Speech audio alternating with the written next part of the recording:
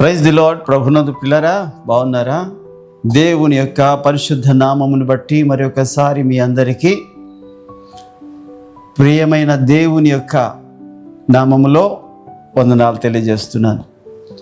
ప్రజలారా, ఈరోజు కూడా మళ్ళా ఒక మంచి దేవుని యొక్క వాక్యాన్ని ప్రభు దగ్గర పొందుకొని మీ ఎదుట నిలబడుటకు ప్రభు ఇచ్చిన కృపను బట్టి ఈ రోజున నేను ఎంతో సంతోషిస్తూ ఉన్నాను. పిల్లరా, రండి దేవుని యొక్క వాక్యములో నుండి వర్షమునకు ఉన్న దీవెనకరమైన స్వభావాలను, దాన్ని బట్టి మనకున్న దేవుడు మనకి ఇచ్చిన మరి దీవెనను జ్ఞాపకం చేసుకుందాం. ఏంటంటే వర్షము దేవుడికి మనుషులకి ఇచ్చిన అత్యంత విలువైన వరాలలో ఒకటి వర్షము. వర్షం కానీ లేకపోతే భూమి ఎండిపోతుంది, పంటలు పండవు. వర్షం లేకపోతే గొంతు ఎండిపోతుంది, మనము బ్రతకం. అలాగనే వర్షము లేకపోతే కరువు వస్తుందండి, కరువు.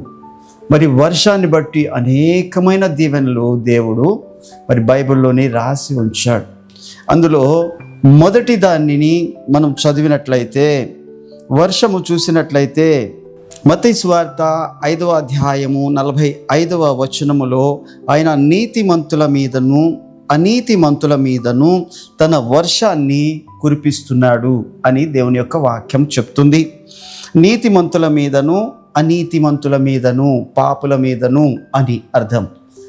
అందరి మీద దేవుడు ఈ విషయంలో ఎలా కనిపిస్తాడంటే, వర్షం విషయంలో, గాలి విషయంలో, ఎండ విషయంలో, వాతావరణం విషయంలో, ఏ విషయంలోని పక్షపాతము లేని దేవుడుగా కనిపిస్తాడు.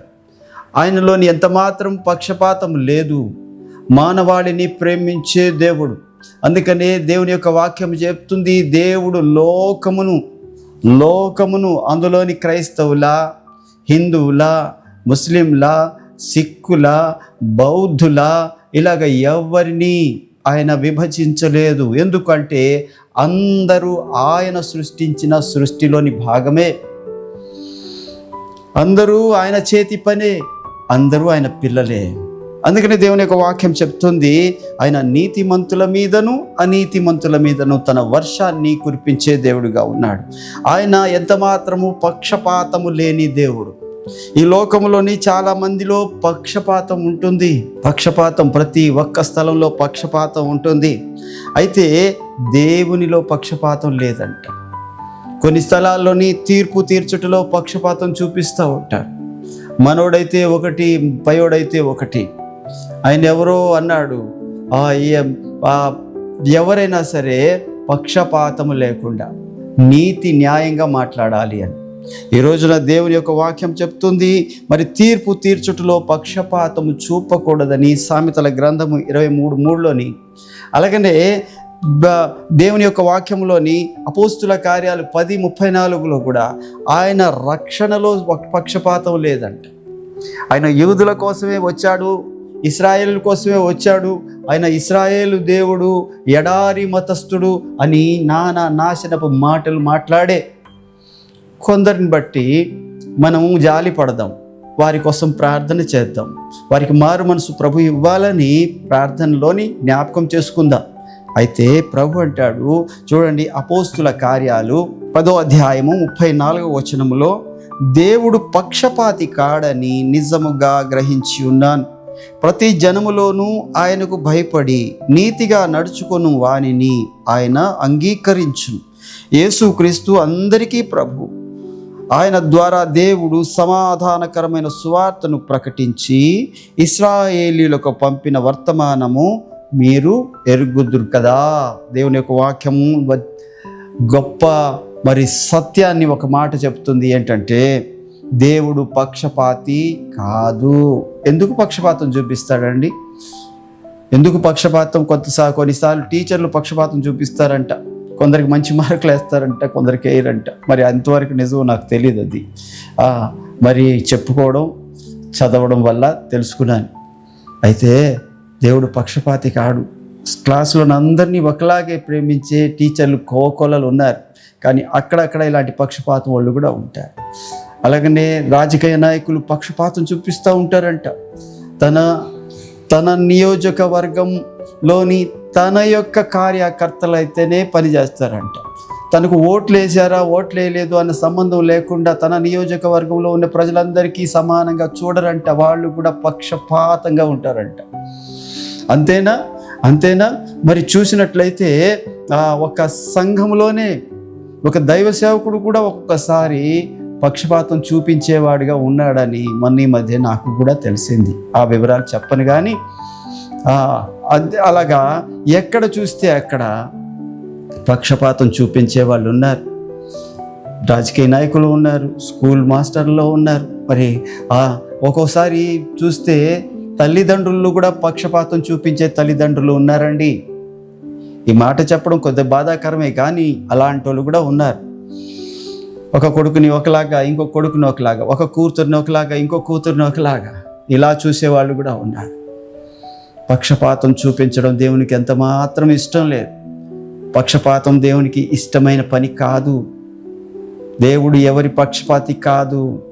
న్యాయంగా నడుచుకుంటే, భక్తిహీనతను విడిచిపెడితే, పాపాన్ని విడిచిపెడితే ఆయన అందరినీ ప్రేమించే దేవుడు. అందుకని ఇక్కడ మనం చదువుకున్నాం, యేసు క్రీస్తు అందరికీ ప్రభు.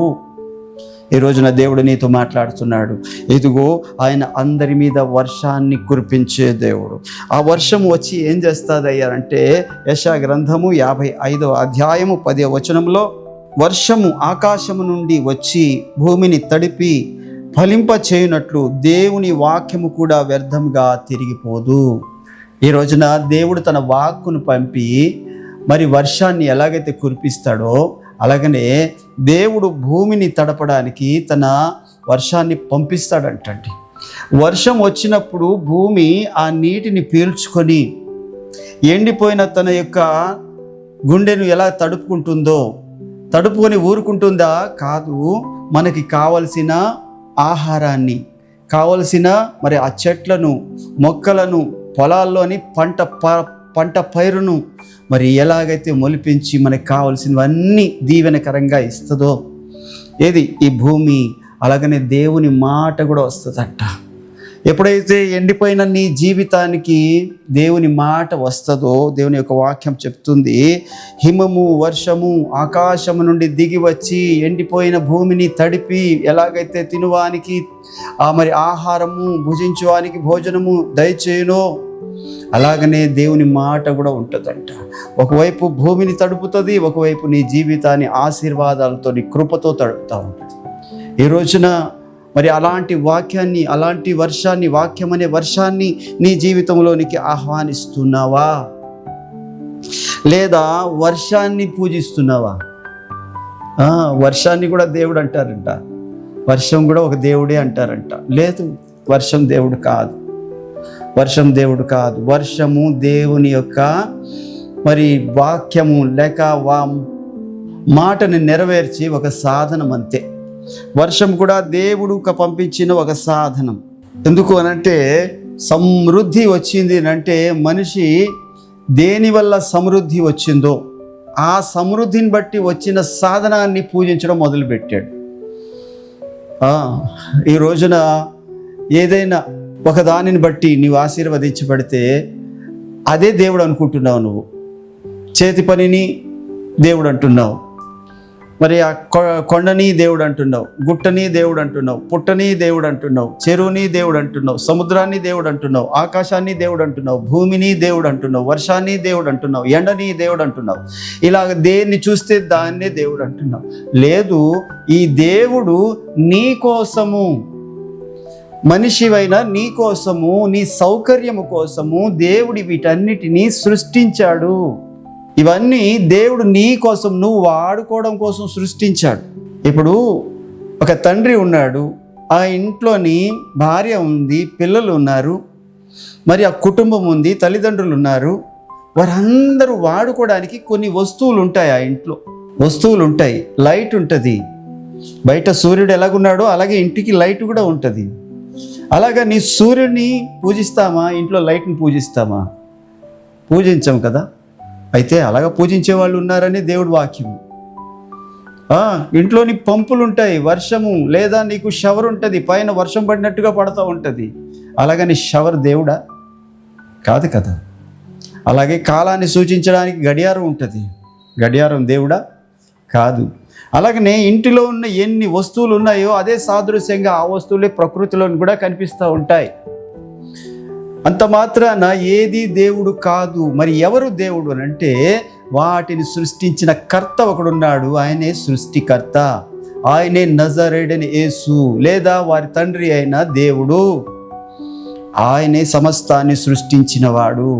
అందుకనే దేవుని యొక్క వాక్యం చెప్తుంది, సృష్టికర్తను మరిచి సృష్టిని పూజిస్తున్నామంట మనం. అది ఎంత విచిత్రం, అది ఎంత విచిత్రం. మనుషుల్ని పూజిస్తున్నాం, రకరకాలుగా దేవునికి ప్రతిరూపంగా జంతువుల్ని పూజిస్తూ ఉన్నాం, రకరకాలుగా పురుగుల్ని పూజిస్తూ ఉన్నాం. ఇవన్నీ నేను చెప్పట్లేదు, రోమాపత్రికలు 1వ అధ్యాయంలో ఇవన్నీ ఉన్నాయి. రండి, అవి మీకు చూపిస్తాను. రోమాపత్రిక 1వ అధ్యాయం 19వ వచనములో దేవుని మాటలు ఇలాగున్నాయి. ఎందుకనగా దేవుని గూర్చి తెలియసఖ్యమైనది ఏదో అది వారి మధ్య విసిదమై ఉన్నది, దేవుడు అది వారికి విసిదపరచెను. దేవుడు ఎవరో, దేవుడు ఏంటో, దేవుడు ఎలాంటివాడో, దేవుడు ఎంత గొప్పవాడు, ఆయన శక్తి ఏంటో అది నువ్వు ఎక్కడికో వెళ్ళక్కర్లేదు. పైన ఆకాశాన్ని చూస్తే తెలిసిపోద్ది, సముద్రం దగ్గరికి వెళ్ళి సముద్రాన్ని చూస్తే తెలిసిపోద్ది, ఈ భూమిని చూస్తే తెలిసిపోద్ది, ఆ సూర్య చంద్ర నక్షత్రాలను చూస్తే తెలిసిపోతుంది, నువ్వు పీలుస్తున్న గాలి గురించి తెలుసుకుంటే తెలిసిపోతుంది, నువ్వు అనుభవిస్తున్న ఈ యొక్క సమస్తమైన సృష్టిలో ఉన్న అనుభవాన్ని చూస్తే తెలిసిపోతుంది. ఎందుకనగా దేవుని గూర్చిన తెలియసఖ్యమైనదేదో అది వారి మధ్య విసిదమై ఉన్నది, దేవుడు అది వారికి విసిదపరచెను.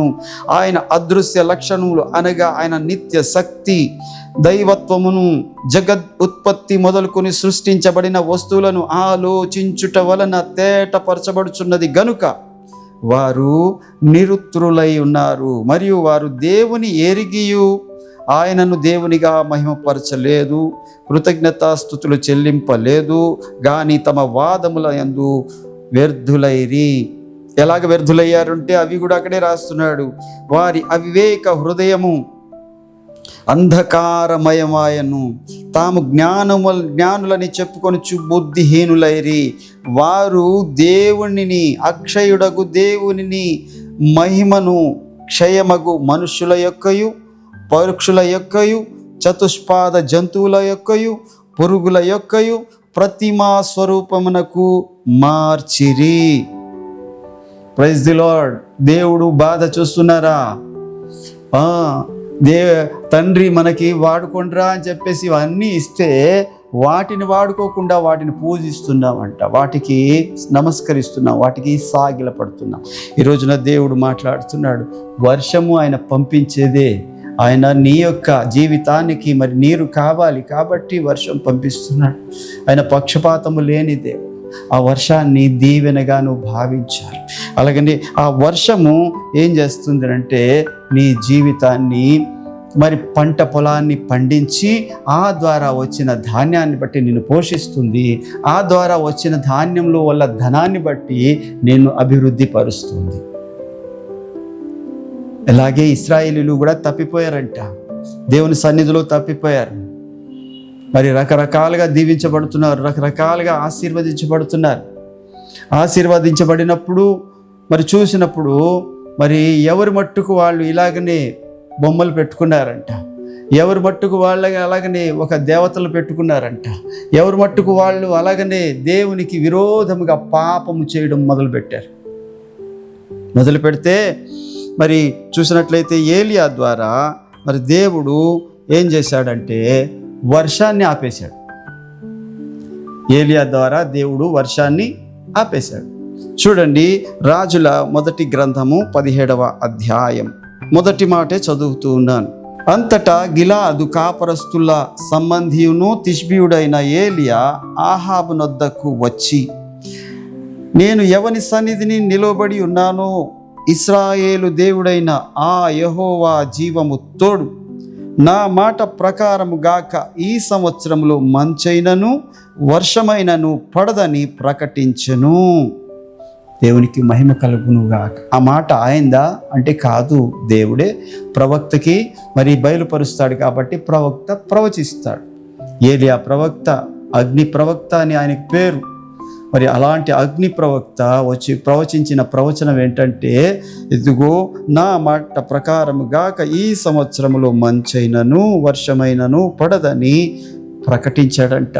ప్రకటించిన తర్వాత ప్రభువు అతన్ని మరుగులోకి తీసుకొని వెళ్ళిపోయి 1 సంవత్సరము కాదు, 2 సంవత్సరాలు కాదు, 3 సంవత్సరాలు కాదు, 3.5 సంవత్సరాలు మరి ఆయన మరుగున ఉంచాడు.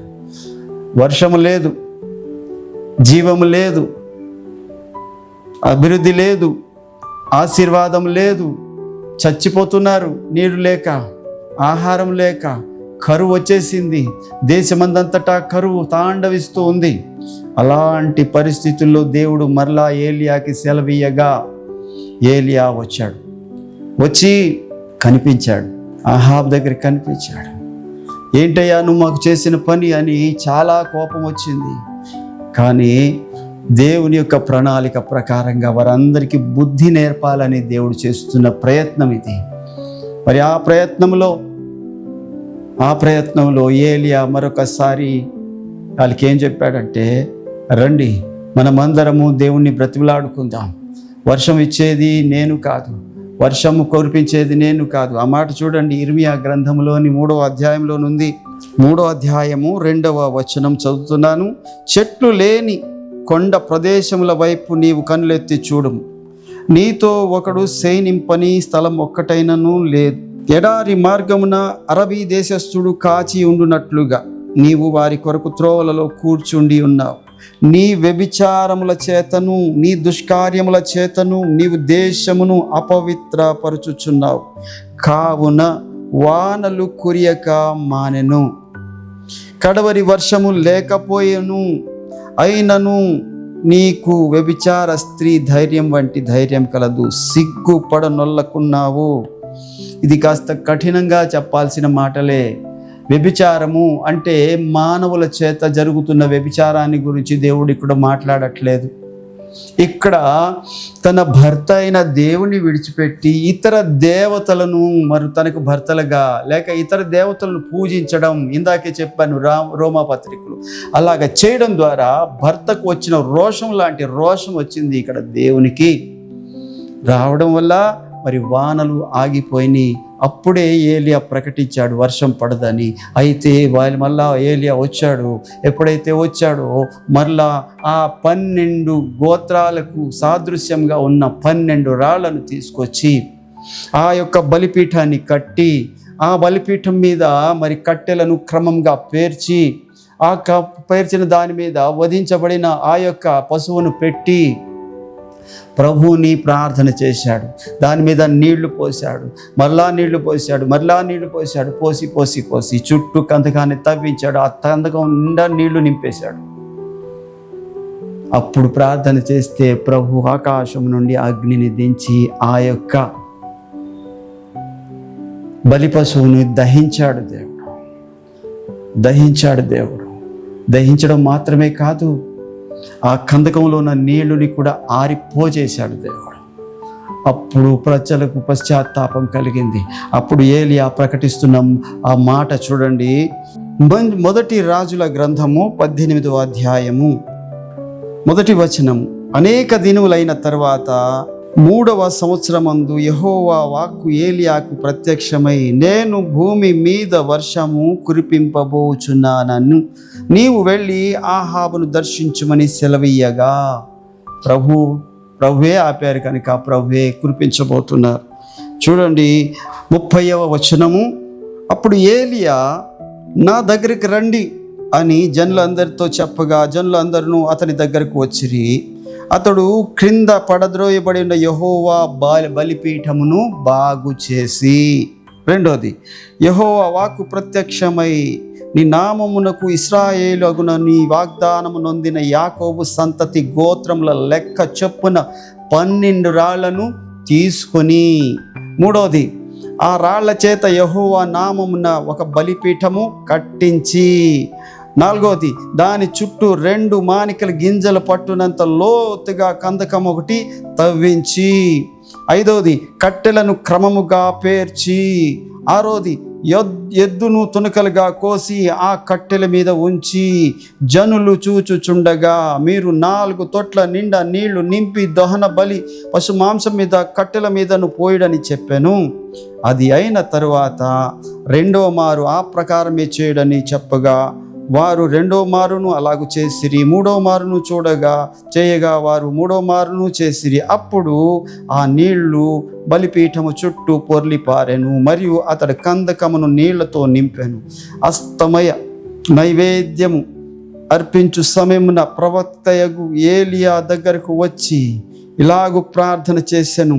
అబ్రహాము, ఇస్సాకు, ఇశ్రాయేలుల దేవా, ఇశ్రాయేలుల మధ్య నీవు దేవుడివై ఉన్నావని నేను నీ సేవకుడినై ఉన్నానని ఈ కార్యములన్నీ నీ సెలవు చేత చేసినని ఈ దినమున కనపరచుము. యెహోవా నా ప్రార్థన ఆలకించుము. యెహోవావైన నీవే దేవుడివై ఉన్నావనియు నీవు వారి హృదయములను నీ తట్టుకు తిరుగు చేయదువనియు ఈ జనులకు తెలియబడినట్లు నా ప్రార్థన అంగీకరించుము. అతడు ఇట్లా ప్రార్థన చేయుచుండగా యెహోవా అగ్ని దిగి దహన బలి పశువులను, కట్టెలను, రాళ్లను, బుగ్గిని దహించి కందకమందున్న నీళ్లను ఆరిపోచేసెను. దేవునికి మహిమ కలుగును గాక. పిల్లరా, ఇదిగో ఇలా క్రమముగా ఎప్పుడైతే దేవుని బ్రతిమలాడుకున్నాడో అప్పుడు మరలా వర్షం పడింది. వెంటనే పడలేదు, కానీ అగో మరి ఆ ప్రార్థన అయిన తర్వాత మరి కొన్ని కార్యక్రమాలు అక్కడ అయిన తర్వాత అహాబుతో చెప్పాడు, గో పెద్ద గాఢమైన వర్షం కురవబోతుంది, నువ్వు ఇంటికి వెళ్ళిపో అన్నాడు. ఆయన వెళ్ళి ప్రార్థనలో కూర్చున్నాడు. అలా ప్రార్థనలో ఉండినప్పుడు ఇగో అరచేయి అంత మేఘం వచ్చింది. ఆ మేఘమే విస్తారమైన వర్షాన్ని కురిపించింది. దేవునికి మహిమ కలుగును గాక. ఈ రోజున దేవుని యొక్క వాక్యం చెప్తుంది, వర్షంకి పక్షపాతం లేదు, వర్షం కురిపించే దేవుడికి పక్షపాతం లేదు. మనం దేవుణ్ణి ఆరాధించాలి, మరి ఇతర దేనిని వర్షాన్ని ఆరాధించకూడదు. ఇగో వర్షాన్ని ఆపగలిగిన శక్తి, వర్షాన్ని కురిపించగలిగిన శక్తి కూడా దేవునిదే. కాబట్టి ఈ రోజున ప్రియులారా, మీరు ఎలాగుంటున్నారు? ఒకవేళ వస్తువులు బట్టి ఆనందించేవారైతే, ఇగో మీకు కలిగిన ఆశీర్వాదాన్ని బట్టి ఆనందించేవారైతే మీకు ఈ జాగ్రత్తలు చెప్తున్నాను. కాబట్టి వస్తువులు ఇచ్చిన, వనరుల్ని ఇచ్చిన, అవకాశాన్ని ఇచ్చిన దేవుని కృపను ఆరాధించండి, దేవుని కనపరచండి. దేవుడి వాక్యము మన వెనుకడలో దీవించునుగాక. Praise the Lord. ప్రార్థన చేసుకుందాం. పరిశుద్ధుడా, ప్రేమ, నమ్మకం కలిగిన దేవా, నీకు స్తోత్రాలు. ఆయన ఈ యొక్క సమయంలో ప్రభువా, మరి వర్షము నీవిచ్చిన దీవెన, వర్షానికి పక్షపాతము లేనట్టే మీకు పక్షపాతము లేదు. వర్షము మాకు ఆహారాన్ని ఇస్తుంది, ఆశీర్వాదాన్ని ఇస్తుంది. అయ్యా, మేము వర్షాన్ని పూజించే వారంగా ఉంటే దయచేసి మమ్మల్ని క్షమించండి. అయ్యా, మీరు ఇచ్చిన వాటిని బట్టి మేము సంతోషించే వారంగా, నీకు కృతజ్ఞతాస్తుతులు చెల్లించే వారంగా ఉండడానికి సహాయం చేయండి. నీవు ఇచ్చిన వాటిని పూజించే వారంగా ఉండకుండా మాకు మీ కృప దయచేయండి. మరి నాయన, వాటిని తీస్తే కానీ మాకు మీ విలువ తెలియదు ప్రభువా. మరి నాయన, అలాగ మేము ఉండకుండా సహాయం చేయమని యేసునామములో అడుగుతున్నాను తండ్రి, ఆమెన్. ప్రైజ్ ది లార్డ్ అండి. అందరికీ వందనాలు. ఈ యొక్క సమయంలో మరి యొక్క కృపావార్త ఛానల్ని లైక్ చేయండి, షేర్ చేయండి, సబ్స్క్రైబ్ చేయండి. మరి మీకు తెలిసిన మీ వారికి పరిచయం చేయండి. మీ అమూల్యమైన మీ అభిప్రాయాన్ని మాకు తెలియజేయవలసిందిగా ప్రభు పేరిట మనవి చేస్తున్నాం. దేవుడు మిమ్మల్ని నిండాలుగా దీవించునుగాక. వందనాలు.